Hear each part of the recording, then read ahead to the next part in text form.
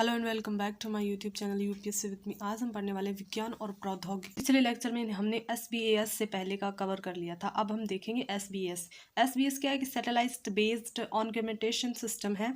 इसके द्वारा क्या होता है, एयरपोर्टों का संचालन होता है सैटेलाइट के द्वारा। इस चीज़ को एसबीएस बोलते हैं। पहले बड़ी बड़ी रडार और बड़ी बड़ी मशीनों का उपयोग होता है जो कि बहुत खर्चीली होती है, जिसकी वजह से जो वायु मार्ग का वहन है वो भी बहुत खर्चीला हो जाता है। लेकिन अब इसकी जगह सैटेलाइटों का उपयोग किया जा रहा है जो कि सस्ता है और जिससे जो हवाई यात्रा है वो भी सस्ती हो रही है। भारत में इसके लिए गगन कार्यरत है। गगन की फुल फॉर्म है GPSC aided GEO augmented navigation. इसका काम है एयरपोर्टों का संचालन करना। भारत में एयरपोर्टों के संचालन के लिए गगन कार्यरत है। अब वहाँ पर रडार या बड़ी बड़ी मशीनों का उपयोग नहीं होता।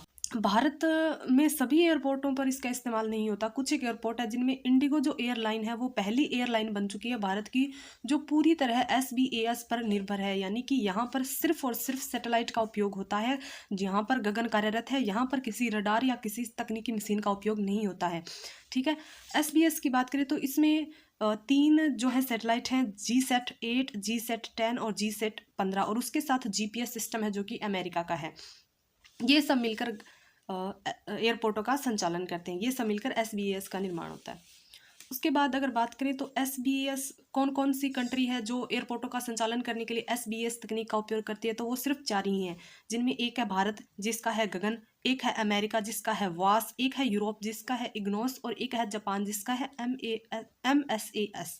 सिर्फ ये 4 ही देश हैं पूरे विश्व में जो अपने एयरपोर्टों के संचालन के लिए एसबीएस का क्रियान्वयन कर रहे हैं। उसके बाद बात करते हैं हम प्रेक्षण यान की लॉन्चिंग व्हीकल की, जो कि सैटेलाइटों को अंतरिक्ष में या उनकी नियत कक्षा में पहुंचाने का काम करते हैं। जो लॉन्चिंग व्हीकल है वो 3 प्रकार के होते हैं, PSLV, GSLV, RLV, SSLV। जो PSLV है उसकी फुल फॉर्म है पोलर सैटेलाइट लॉन्चिंग व्हीकल, ध्रुवीय उपग्रह प्रेक्षण यान। ये कुछ इस तरह का दिखाई देता है। इसमें जो पहला पार्ट है यहाँ पर ये इंजन है और इसके साथ ही ये प्रणोदक लगे हुए हैं। ये इसमें होता है पहला पार्ट जिसके अंदर ठोस ईंधन आता है, उसके ऊपर होता है दूसरा जिसके अंदर तरल ईंधन आता है, उसके ऊपर तीसरा चरण जिसमें ठोस ईंधन आता है और उसके ऊपर चौथा चरण जिसमें तरल ईंधन आता है और उसके ऊपरी सिरे पर होती है सैटेलाइट। ये ईंधन इस सैटेलाइट को अंतरिक्ष में और उसकी नियत कक्षा में पहुंचाने के लिए यूज में आते हैं। इन ईंधनों को जलाकर पहले इस ईंधन को जलाया जाएगा, फिर गति प्रदान होगी, फिर इसके खत्म हो जाने के बाद इसको जलाया जाएगा, फिर गति प्रदान होगी, फिर इसको इस तरह जलाकर ईंधन को जलाकर सैटेलाइट को उसकी नियत कक्षा में पहुंचा दिया जाता है। भारत के अंदर जो PSLV का सबसे जो सफल रॉकेट है वो है PSLV XL यानी एक्स्ट्रा लार्ज। इसके द्वारा जो अभी लेटेस्ट में भेजा गया सैटेलाइट है वो एक्सपोसैट सैटेलाइट है और जिसे PSLV DL द्वारा भेजा गया। और एक्सपोसैट एक अंतरिक्षीय उपग्रह जिसे 2024 में अंतरिक्ष में भेजा गया है। ये इसका लेटेस्ट लॉन्चिंग है जो कि करंट अफेयर है, तो आपको करंट अफेयर अलग से करने की कोई ज़रूरत नहीं, इसमें एड ऑन है। उसके बाद है भूतुल्यकालिक उपग्रह प्रेक्षण यान GSLV यानी जियो सैटेलाइट लॉन्चिंग व्हीकल। ये जो लॉन्चिंग व्हीकल है इसमें 3 चरण होते हैं। जो पहला चरण है उसमें ठोस ईंधन होता है और जो दूसरा चरण है उसमें तरल ईंधन होता है और जो तीसरा चरण है इसमें क्रायोजेनिक इंजन होता है। उसमें क्या थे, 4 चरण थे, इसमें 3 चरण है और इसमें एक क्रायोजेनिक इंजन भी है। ये इंपॉर्टेंट है, याद रखने वाली चीज़ कि इसमें क्रायोजेनिक इंजन है और उसके ऊपर सैटेलाइट होता है। इसके अभी तक कुल 3 भाग हैं, GSLV MK first, GSLV MK second और GSLV MK थर्ड। यानी जो कार्यरत है वो तो GSLV MK सेकंड और GSLV MK थर्ड है, लेकिन जो GSLV MK फर्स्ट है उसे एक प्रैक्टिकल प्रायोगिक रूप में बनाया गया था। इसका अभी ये कार्यरत नहीं है, इसका सिर्फ प्रायोगिक का कार्य था, इसको टेस्टिंग के लिए बनाया गया था। कार्यरत अभी GSLV MK सेकंड और GSLV MK थर्ड है और अभी हाल ही में GSLV MK थर्ड का नाम बदलकर LVM थर्ड रखा गया यानी लॉन्चिंग व्हीकल मार्क थर्ड। जो GSLV सेकंड है उसकी वहन क्षमता लो अर्थ ऑर्बिट और GEO यानी जियो अर्थ ऑर्बिट लो अर्थ ऑर्बिट की कक्षा के अंदर जो GSLV MK सेकंड है वो 5000 किलो तक का सैटेलाइट ले जा सकता है और जियो अर्थ ऑर्बिट में 2500 किलो का सैटेलाइट ले जा सकता है। उसी तरह GSLV MK थर्ड है वो लो अर्थ ऑर्बिट में 8000 किलो तक का सैटेलाइट वहन कर सकता है, ले जा सकता है। और जो जियो अर्थ ऑर्बिट में है उसमें 4000 किलो तक का सैटेलाइट है वो ये MK थर्ड ले जा सकता है। GSLV-M के सेकंड द्वारा जो लेटेस्ट लॉन्चिंग है वो इनसैट 3DS सैटेलाइट की है और इसे 17 फरवरी 2024 को लॉन्च किया गया और ये एक मौसमी सैटेलाइट है। याद रखिए जो इनसैट 1B 1A है वो तो दूरसंचार है सैटेलाइट है, लेकिन जो 3D 4D या 3DS सैटेलाइट है वो मौसमी सैटेलाइट है और इसे हाल ही में लॉन्च किया गया है। ये इसका करंट अफेयर का टॉपिक है। उसके बाद बात करें GSLV-M के थर्ड की, तो इसे 14 जुलाई 2023 में चंद्रयान 3 वो इसकी लेटेस्ट लॉन्चिंग है जिसका नाम LVM थर्ड है, उसके द्वारा चंद्रयान थर्ड को लॉन्च किया गया। उसके बाद बात करें मानव रेटेड LVM थर्ड या HLVM थर्ड। ये LVM जो थर्ड है या GSLV-M के थर्ड है उसका एक मॉडिफाई रूप है। इसे इसलिए तैयार किया गया है ताकि हम पृथ्वी की सतह से 400 से 450 किलोमीटर की ऊंचाई पर अंतरिक्ष में मनुष्य को सुरक्षित ले जा सकें और उसको सुरक्षित वापस ला सकें। इस प्रयोग के लिए मानव रेटेड LVM थर्ड या HLVM थर्ड लॉन्चिंग व्हीकल का निर्माण किया गया है। पुनः प्रयोज्य प्रक्षेपण यान RLV यानी कि रीयूजेबल। जो GSLV और PSLV जो लॉन्चिंग व्हीकल है वो एक बार उनका निर्माण एक ही सैटेलाइट को लॉन्च करने में किया जाता है, उन्हें बार बार हम यूज़ नहीं कर सकते, तो बहुत ज़्यादा खर्च होता है। तो इसी खर्च को मद्देनज़र रखते हुए हमारे जो साइंटिस्ट हैं वो रीयूजेबल लॉन्चिंग व्हीकल बना रहे हैं और उनके प्रयोग चल रहे हैं बार बार। और इसका जो नाम है वो पुष्पक रखा जाएगा क्योंकि हमारे धर्म ग्रंथों में, हमारे वेदों में जो वायुयान था उसका नाम पुष्पक था, तो उसी के नाम पर इसका पुष्पक नाम रखा गया है।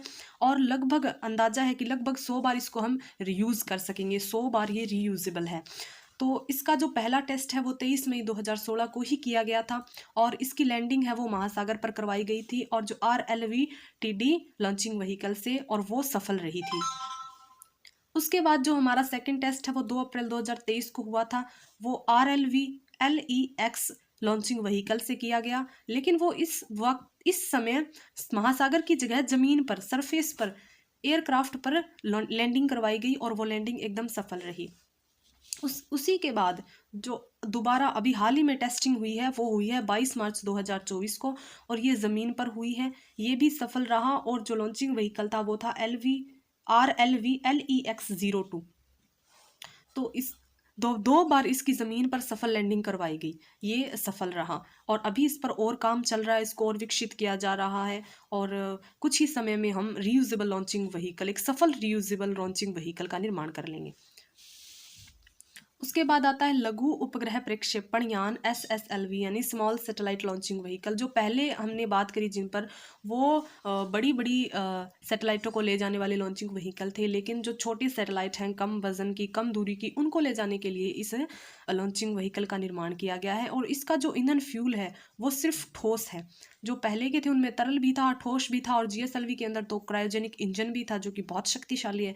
लेकिन जो SSLV है उसका सिर्फ ईंधन है वो ठोस ईंधन है और ये 300 से 500 किलोग्राम के उपग्रह को लगभग 500 किलोमीटर की लो अर्थ ऑर्बिट में भेजने के लिए इसका निर्माण किया जा रहा है, यानी वजन भी कम और दूरी भी कम और लो अर्थ ऑर्बिट, तो इसके लिए इसका निर्माण किया जा रहा है। इसकी एक और ख़ास बात है, जो पहले के जो लॉन्चिंग व्हीकल हैं उनको बनाने में लगभग 3 से 4 महीने लगते हैं, लेकिन इसको तैयार करने में सिर्फ 72 घंटे लगते हैं, तो इसमें समय की भी बचत है। जो SSLV हमने बनाया था उसका प्रयोग भी किया गया है, उसका टेस्ट भी किया गया है, टेस्टिंग की गई थी। सबसे पहले इसने उड़ान भरी थी 7 अगस्त 2022 को, जो कि दुर्भाग्यवश असफल रही थी। उसके बाद इसको और डेवलप्ड किया गया, इसमें और ऐड ऑन किया गया और फिर दोबारा 10 फरवरी 2023 को इसकी उड़ान भराई गई जो कि सफल रही थी। और इसमें जो इसके साथ थे वो थे EOS-07 और इसके सहभागी थे जेनस फर्स्ट और आज़ादी सेट 2। इनको लेकर SSLV-D2 लॉन्चिंग व्हीकल ने उड़ान भरी थी इन रॉकेटों को लेकर और वो एकदम सफल रही थी।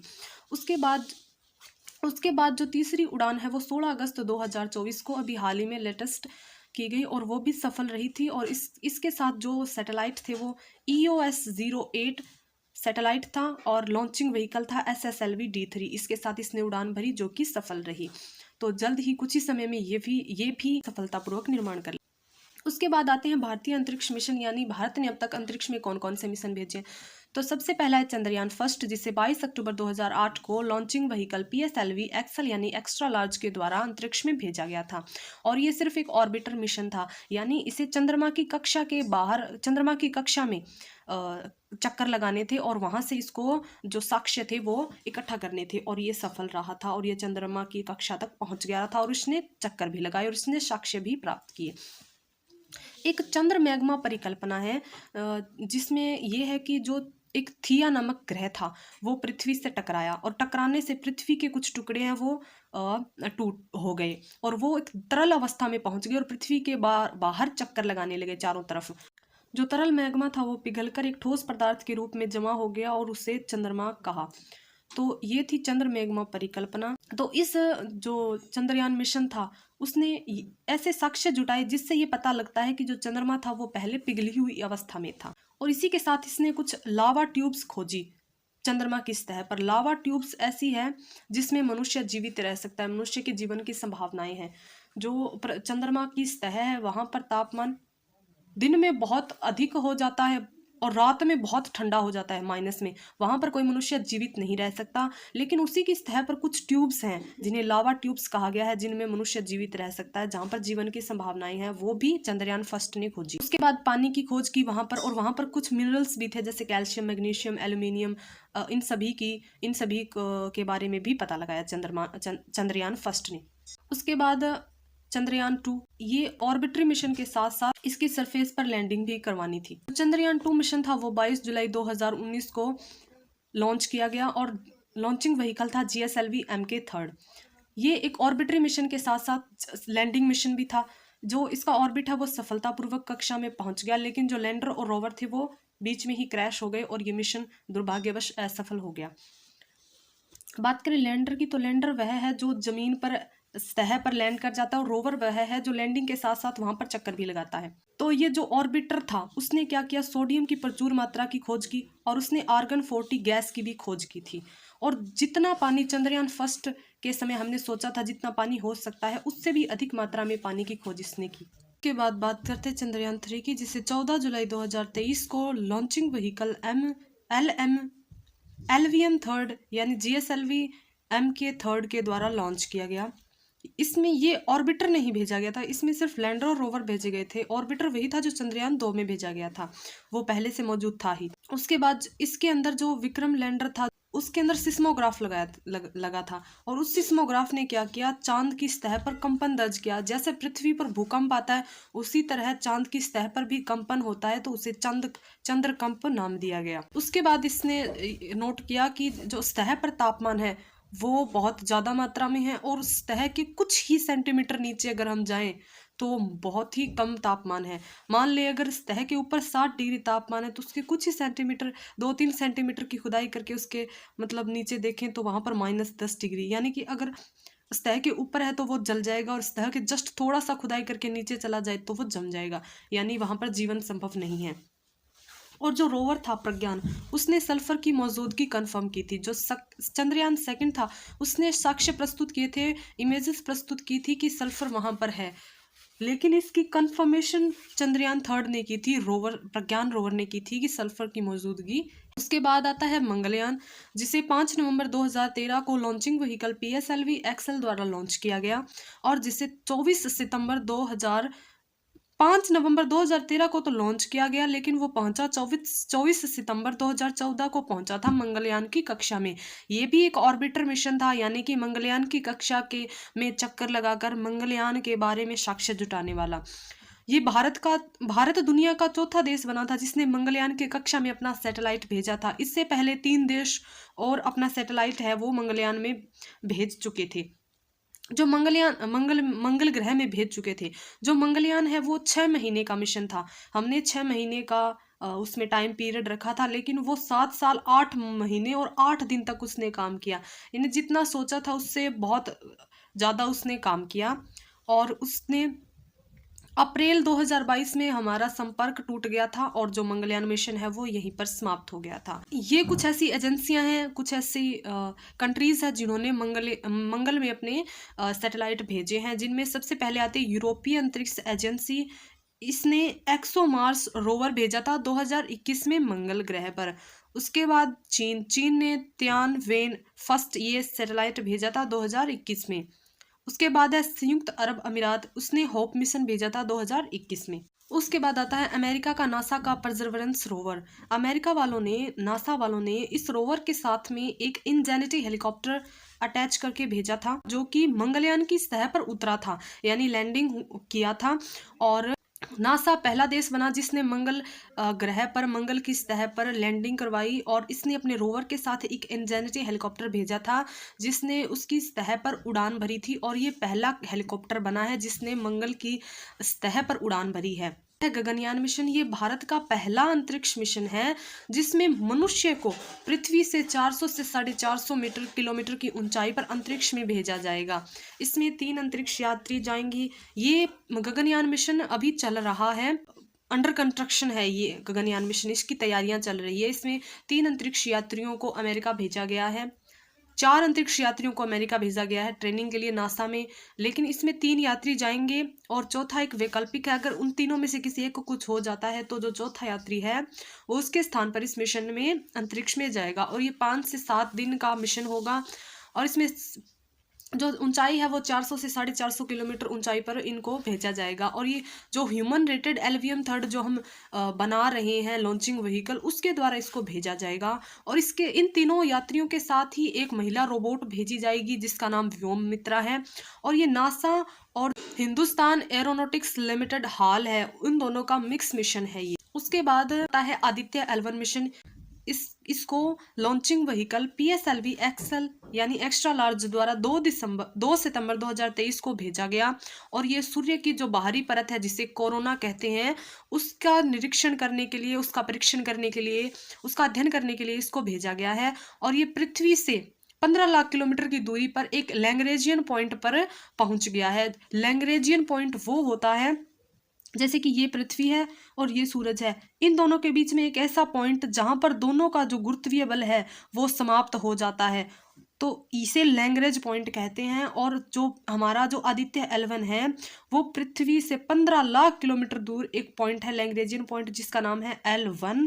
उस पॉइंट पर वो 6 जनवरी 2024 को पहुंच गया है, और ये मिशन हमारा सफल रहा है। उसके बाद आता है निसार। ये एक सुदूर संवेदन उपग्रह है जिसका काम है पृथ्वी का अवलोकन करना, और इसे लॉन्चिंग व्हीकल GSLV-M के सेकंड द्वारा लॉन्च किया गया है, और इसे लो अर्थ ऑर्बिट में भेजा गया है 447 किलोमीटर की कक्षा में। और ये जो सैटेलाइट है वो जो पृथ्वी पर जो भौतिक दुर्घटनाएं होती है, जैसे चक्रवात आना, बिजली गिरना, भूकंप आना, ये जो भौतिक दुर्घटनाएं हैं, भूस्खलन होना, इनका 4 सालों का आंकड़ा इकट्ठा करेगी, और उसका विश्लेषण कर ये पता लगाएंगे कि कहाँ पर भौतिक दुर्घटनाएं हो रही है, उनका कारण क्या है, उनका समाधान क्या है। उसके बाद है शुक्रयान फर्स्ट मिशन। ये शुक्र ग्रह की परीक्षण करने के लिए मिशन भेजा गया है। ये एक ऑर्बिटरी मिशन है, इसे भेजा नहीं गया, इसे भेजने की योजनाएं बनाई जा रही। इसे कहा जा रहा है कि 2028 से 2031 के बीच इसको भेजा जाएगा, शुक्र का अध्ययन करने के लिए भेजा जाएगा। जो शुक्र ग्रह है उसके ऊपर लगातार अम्लीय वर्षा होती रहती है, वो लगातार वहां पर सल्फ्यूरिक अम्ल है वो बरसता रहता है, तो इसका अध्ययन करेंगे और भी बहुत सारी जानकारियां इकट्ठा करेंगे। शुक्र जो ग्रह है वो इतना गर्म क्यों रहता है, तो इन सभी का अध्ययन करने के लिए जो शुक्रयान मिशन है वो भेजने की तैयारियां चल रही है। उसके बाद है भारतीय अंतरिक्ष स्टेशन। माना जा रहा है कि 2028 से 2035 के बीच में इसको स्थापित कर लिया जाएगा। जैसे कि अंतर्राष्ट्रीय जो अंतरिक्ष स्टेशन है ISS, उसी के जैसा भारत का भी एक अपना निजी भारतीय अंतरिक्ष स्टेशन होगा। माना जा रहा है कि 2028 से 2035 के बीच में स्थापित कर लिया जाएगा। यहाँ पर क्या करेंगे, जो हमारे देश के साइंटिस्ट है वो यहाँ पर अंतरिक्ष में जाएंगे, यहाँ पर रहेंगे, खाएंगे पिएंगे, यहाँ पर अंतरिक्ष के बारे में जानकारी एकत्रित करेंगे, यहाँ पर शोध करेंगे और फिर वापस आ जाएंगे। तो इसका जो सफल आधार होगा वो गगनयान मिशन है। अगर हमारा गगनयान मिशन सफलतापूर्वक लॉन्च हो गया और वापस आ गया, सफल रहा, तो इस मिशन को बहुत आधार प्रदान होगा। उसके बाद कुछ 1-2 मिशन और भेजे जाएंगे, अगर वो भी सफल रहे तो हमारा भारतीय अंतरिक्ष स्टेशन बनाते हैं। अगर ये सफल ही नहीं हुआ, तो अगर हम अंतरिक्ष में जा ही नहीं पाए तो स्टेशन को बना कर क्या करेंगे। लेकिन पूरी उम्मीद है कि हमारे जो भारतीय साइंटिस्ट हैं वो ये गगनयान मिशन जरूर सफल करेंगे और हमारा भारतीय अंतरिक्ष स्टेशन भी जरूर बनकर रहेगा। अंतर्राष्ट्रीय अंतरिक्ष स्टेशन ISS ये जो है वो कोई एक देश का निजी अंतरिक्ष स्टेशन नहीं है, ये कई देशों का संयुक्त रूप से बना हुआ अंतरिक्ष स्टेशन है, जैसे यूएसए का, रशिया, कनाडा, जापान, यूरोपीय अंतरिक्ष एजेंसी, इन सभी ने मिलकर ये इसका निर्माण किया है। इसमें 6 से 12 अंतरिक्ष यात्री रह सकते हैं।